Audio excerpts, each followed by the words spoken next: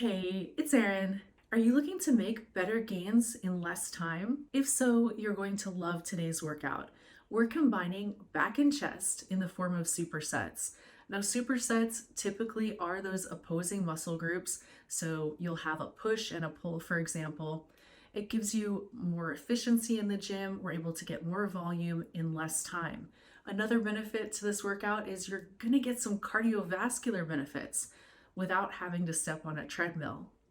Now, one thing to keep in mind with superset training, it's going to allow you to build muscle and lose fat if you don't make these two mistakes. The first mistake is not lifting heavy enough.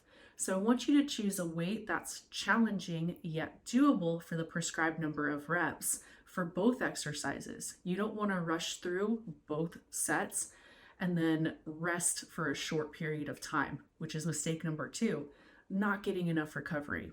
So really focus on those first couple of supersets, lifting as heavy as you safely can and taking between 2 to 4 minutes of rest in between. Believe me, you'll still get those cardio benefits and you'll still get those muscle gain benefits if you follow this strategy.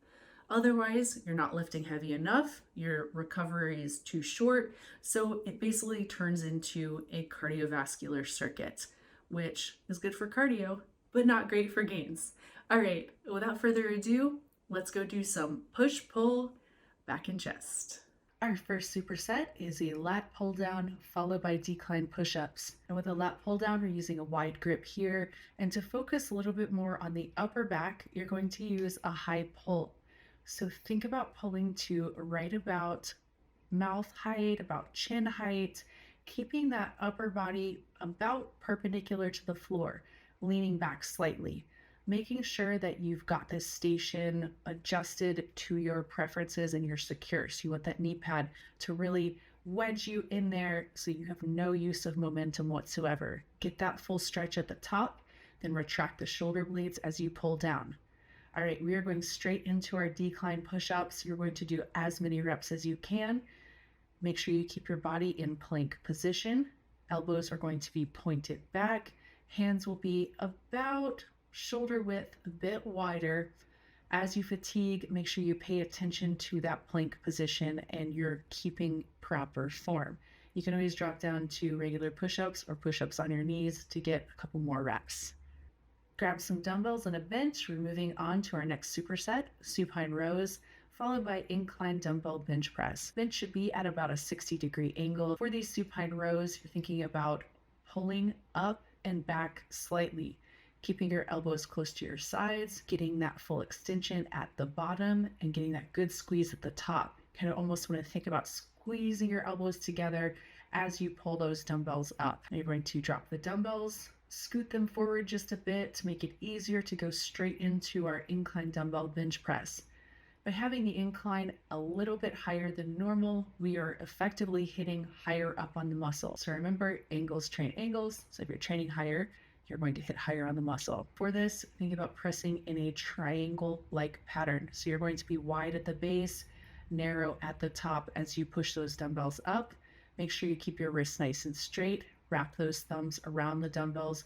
Go nice and slow on that negative. Exhale on them as you push as well. Next superset, we're going to do a little bit of adjusting here. We've got our low incline pullover followed by an incline squeeze press. For the low incline pullover, you want that incline to be right at about a 15-degree angle. And you're going to pin those shoulder blades back. You put a slight arch in the back. Keep your elbows close together. Keep a soft bend in the elbow throughout the exercise, but you want to keep that same bend in the elbow throughout the exercise. As you pull the dumbbell up, I want you to think about pushing it versus pulling it. I want you to think about really pinning those shoulder blades and feeling the lats, feeling the teres, and really making sure to extend that range of motion as you go. Next, we are going to bump this bench up to about a 75-degree angle. Interlock those fingers. We're going right into our squeeze press. Feet are flat on the floor. You're going to raise and lower this dumbbell. This dumbbell is going to be right at about chest height. And I want you to not just think about pushing the dumbbell up, but also squeezing your hands together. So it's almost like you have two different types of resistance, the resistance of the weight itself and the resistance of you pushing your hands together. Moving on to our last superset, we're going to be on the cables.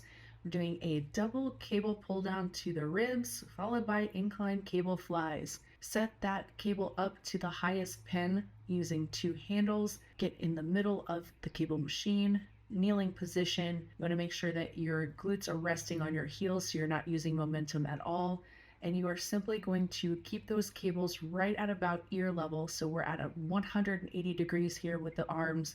And I want you to think about pulling the cables towards your ribs, and that is the motion. We're doing a pull down, but we're almost doing a pull squeeze, and you're really going to feel this in your lats. This is excellent for back development. A quick adjustment here, we're going to go lighter, and we're going to bump those cables down all the way to the bottom pin. As always, make sure that you have it exactly the same on right side to left side, so take your time in adjusting here. We're going to grab each handle, stand in the middle, feet about shoulder width apart, soft bend in the knee, and you're going to use an underhand grip here. And I almost want you to think about making a swooping motion. So you're going to start with a wide base. As you squeeze those handles together, I want you to think about pulling them up at the same time. So it's almost like a J shape, if you will. And we're not just pulling these cables up, we're squeezing together. This is excellent for the chest development, especially that upper chest. Our superset workout today was primarily focused on upper back and upper chest. And the reason for this is that when you develop the upper back, it creates the illusion of a smaller waist. Developing the upper chest can have the same benefits, but most often is we develop the shoulders and we're not really concerned about the upper chest, especially as women. And if there's a chance that we decide to diet down, typically this area can hollow out first, giving you a gaunt look. Developing the upper chest prevents that and can tie the shoulders in with the rest of the physique. If you try this workout and you love it, please tag me on social media. Now, all of the stuff on YouTube is free, so if you're not subscribed, please consider subscribing. I put out a new video every single Wednesday. And if you're looking for something more, check out the website. I know you can create your own workout programs, but are you going to do it? If you don't feel like doing it, I've got some 90-day progression-based programs for home and gym, and many of them now feature the voiceover video demonstrations with those instructions, tips, tricks, and techniques. So if you like the style of the YouTube videos, you're going to love the 90-day programs. I'll leave a link to everything in the description below. That's it for this time. Until next time, thanks for watching and train hard, y'all.